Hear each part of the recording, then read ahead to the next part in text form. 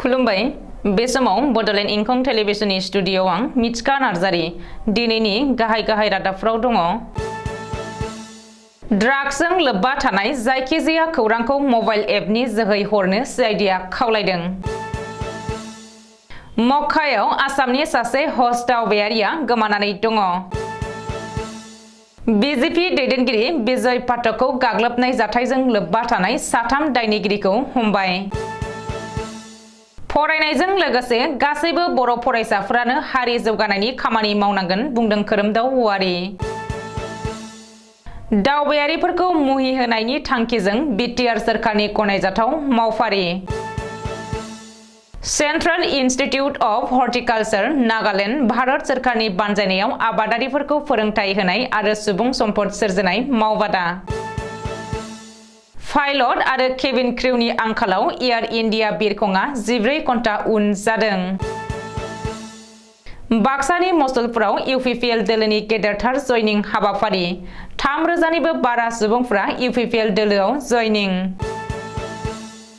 दानिया फैदोनि आबुं रादाबाव।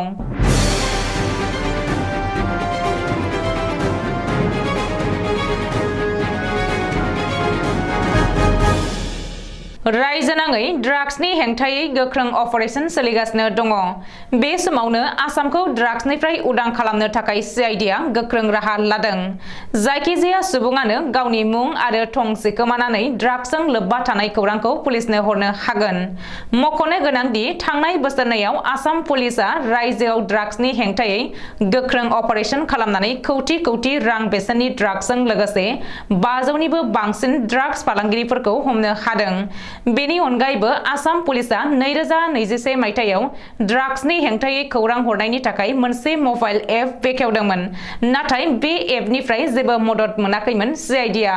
बेनिखायनो सीआईडीआ बे एपनि सायाव खामानि मावनो जागायफिनदों। रिपर्ट बायदिब्ला बे एपनि गेजेरजों फैनाय सुलुंखौ लानानै गासै 11 लाखनिबो बांसिन बेसेननि ड्राग्स जब्द खालामनो हाबाय।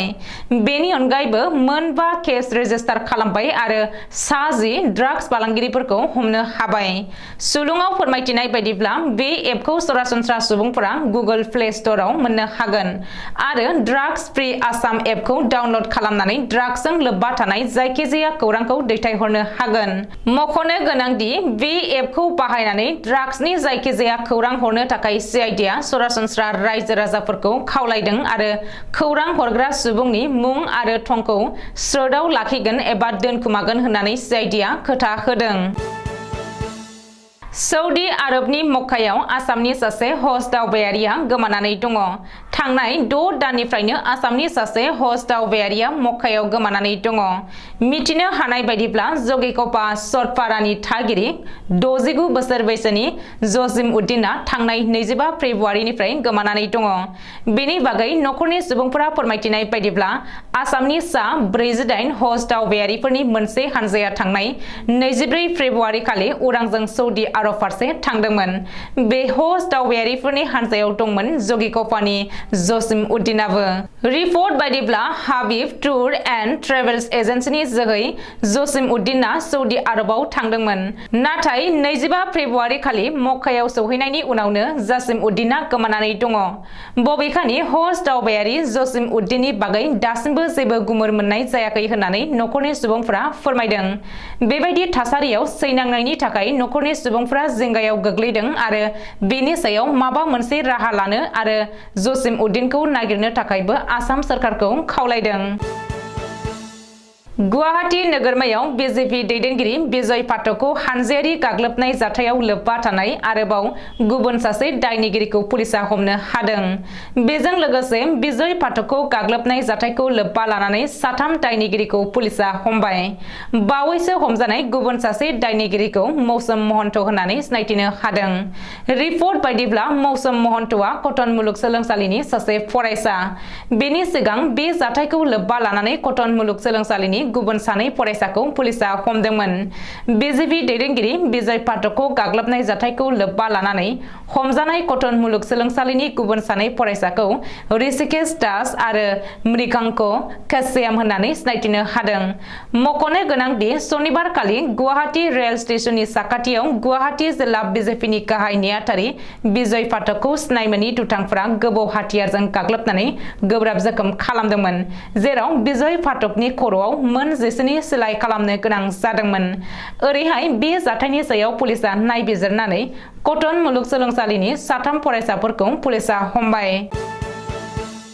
गुवाहाटी हेनरिक हिनजावसा फरायसालिमा दालाइ दुलाराय बर' फरायसा आफादनि बानजायनायाव सेथि खेबनि थाखाय गोदान बर' फरायसा बरायनाय आरो सेथि बिसान खुगा लाइसि रोनसोन्द्रिखौ बेखेवदों। गुवाहाटी नोगोरमानि सात्रिबारियाव थानाय लहिया लाइन्स गुवाहाटी अडिट'रियाम हलाव दिनै गुवाहाटी हेनरिक हिनजावसा फरायसालिमा दालाइ दुलाराय बर' फरायसा आफादनि बानजायनायाव गिबि खेबनि थाखाय गोदान बर' फरायसा बरायनाय आरो सेथि बिसान खुगा लाइसि रोनसोन्द्रिखौ बेखेवनाय हाबाफारि खुंनाय जादों। बे हाबाफारियाव गाहाय आलासि महरै बाहागो लादों दुलाराय बर' फरायसा आफादनि लोगो आफादगिरि खोरोमदाव औवारिया आरो गुवाहाटी हेनरिक हिनजावसा फरायसालिमा दालाइ दुलाराय बर' फरायसा आफादजों दिहुनजानाय खुगा लाइसि रोनसोन्द्रिखौ बेखेवनानै होयो।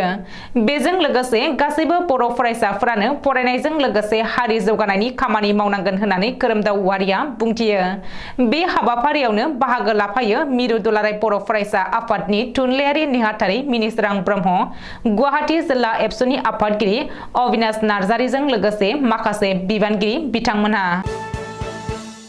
दावबायारिफोरनि गोसोखौ बोनो थाखाय बिटिआर दावबाय बिफाननि बानजायनायाव सानथामनि हाबाफारिजों बाइक रेली मावफारि लानाय जादों। दिनै वर्ल्ड हेरिटेज एरिया हायुङारि मानास हाग्रामानिफ्राय ओंखारनाय जादों मटर साइकेलनि रेली।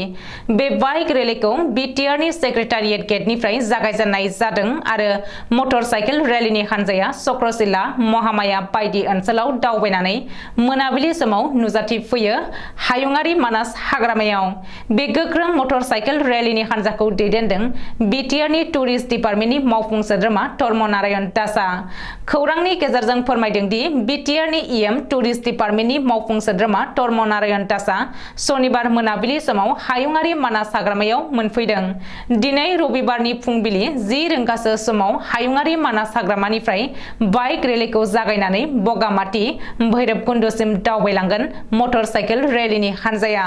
बिटिसिनि मोनब्रै जिल्लायाव जेराव टुरिस्ट रिजर्ट दङ बेयाव बेरायगोन होननानै फोरमायदों। बड'लेण्डनि टुरिज्म बाइक रेली लानायनि गुबै थांखियानो जादों बिटिसिआव गोजोन, खौसेथि, सोमखोर आरो स्मार्ट बिटिसि बानायनो थाखाय थांखि लादों आरो फैबाय थानाय समाव बाइक रेलीखौ जौगाहोनायनि हाबाफारि लागोन।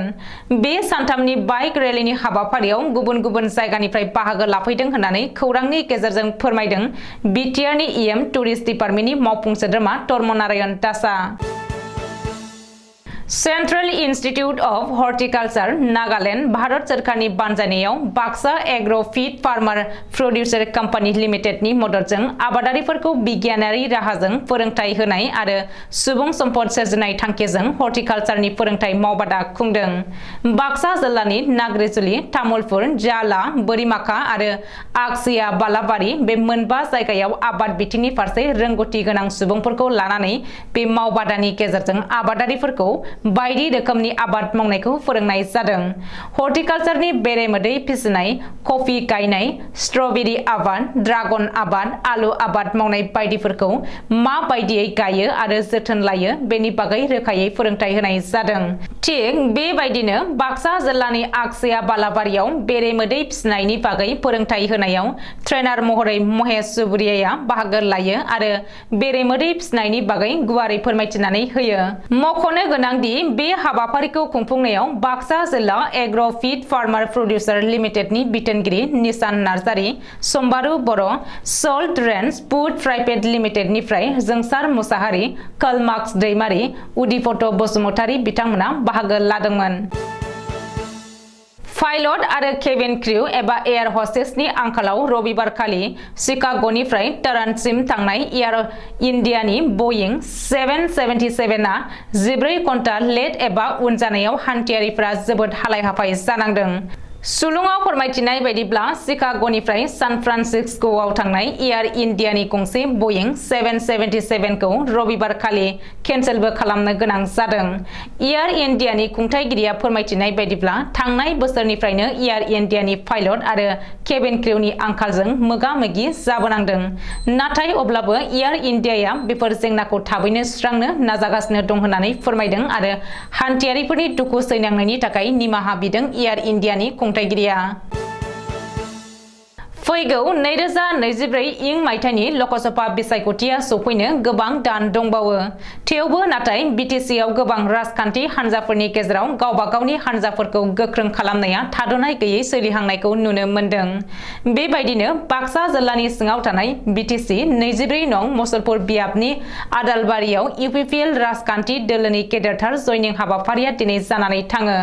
4 खालाराव बरमा खारवायाव बिपिएफ दोलोनि मिरु जर'खा थान्दै जथुम जानानै थांनायनि उनावनो मुसलपुर आदालबारियाव जेएसपि आरो बिपिएफ राजखान्थि दोलोनिफ्राय इउपिपिएल दोलोआव गोबां दैदेनगिरि आरो मदद होगिरिफोरा जयनिं जाफैनायखौ नुनो मोन्दों। बे जयनिं हाबाफारियाव बिपिएफ आरो जेएसपि दोलोनिफ्राय खमैबो 3,000निबो बारा सुबुंफोरा जयनिं जाफैदों होननानै फोरमायदों 24 नं मुसलपुर बियाबनि एमसिएलए थामहिनबा बिटिसि सोरखारनि जुनार बिफाननि मावफुं सोद्रोमा राकेश ब्रह्मआ।